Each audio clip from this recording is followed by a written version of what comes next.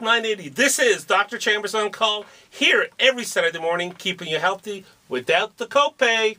888-539-2980 is the number to call. That's 888-539-2980. Stethoscopes are in the news. You know that thing that TV writers, movie writers put in to show you that the person walking down is a doctor? Yes, you hang around the neck, and sometimes it's draped around the neck, like meant to look cool and kind of sexy. Well, we in the medical world call people who do that, let me think of a nice phrase I could use on the radio, idiots. Just, please, no self-respecting doctor is going to drape that stethoscope around the neck. Not going to happen. Not going to happen. Years ago, I was working in television as a writer, on this project, and it was a medical show, amazingly enough, and I was always trying to get the actors to carry the stethoscope when they weren't on camera at home, because to my eyes they always looked like they were carrying something. And when you're used to it, when it just becomes part of you, and for most of us it's just part of who we are, we carry it all the time, we never think about it, and it shows. It shows. One of my favorite medical movies, not a great movie, but it's a good movie in some ways, was William Hurt played a doctor, played a surgeon.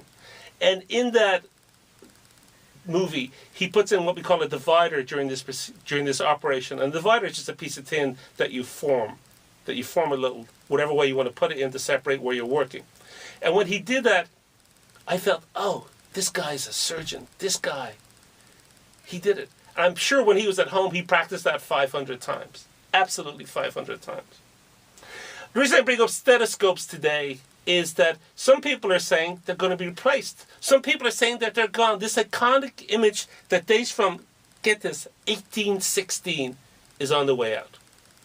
It's going to be replaced by an ultrasound, the size of your smartphone, the size of your iPhone, and will give you greater insights to what's going on inside the heart. Now, when I read this, I kind of felt, really? It's been such a symbol of what a doctor is in many ways. And I remember when I was a student getting my first stethoscope, I was so excited because it kind of made me feel, I'm going to be a doctor. I'm going to be a real doctor. I'm going to be making decisions. I'm going to be helping people. And of course, when you're a student, you're short of money. It's just that simple. But you want to get the best equipment.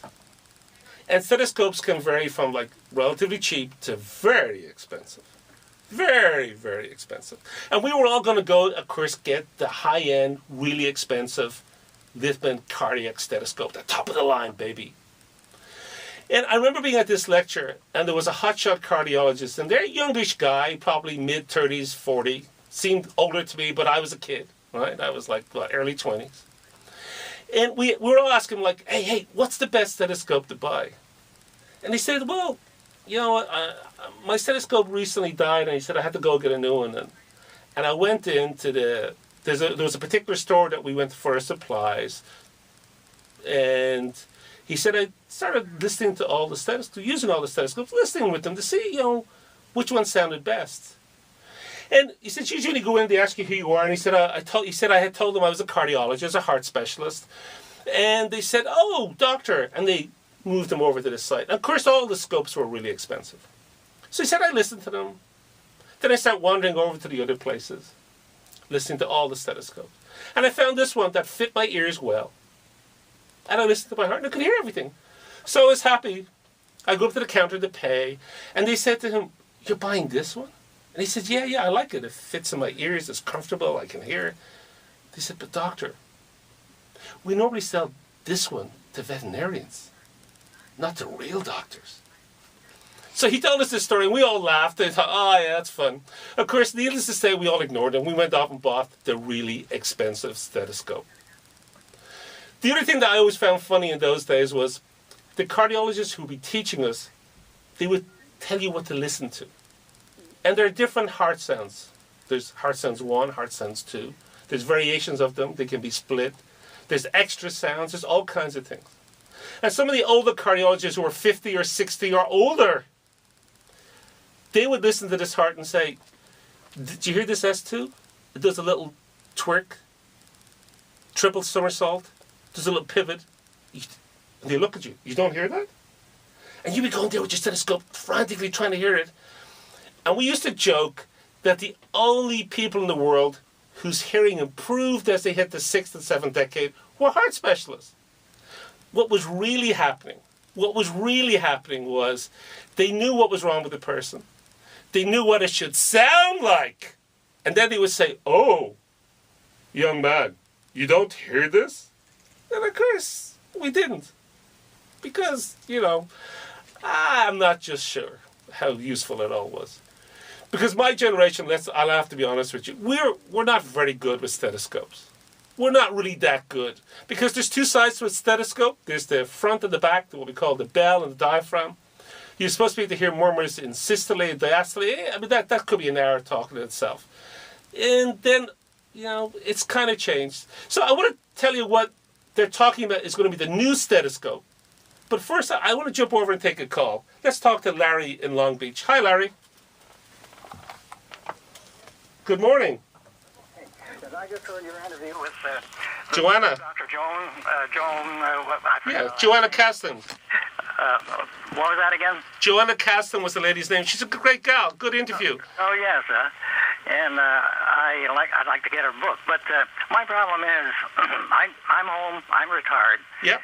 I don't talk to anyone during the day. I get up in the morning. I go to the computer, and I do some reading.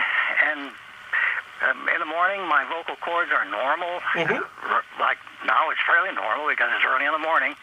But by noon, I feel a constriction of the vocal cords, like if I grab my throat and talking to you now, Yeah. sort of like that, you see, and doing nothing. I've been checked out for acid reflux.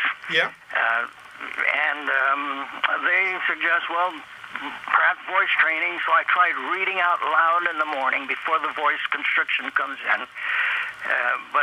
And I've tried something called the Alexander Technique, bought a book. Okay. And I wondered if all of that would help.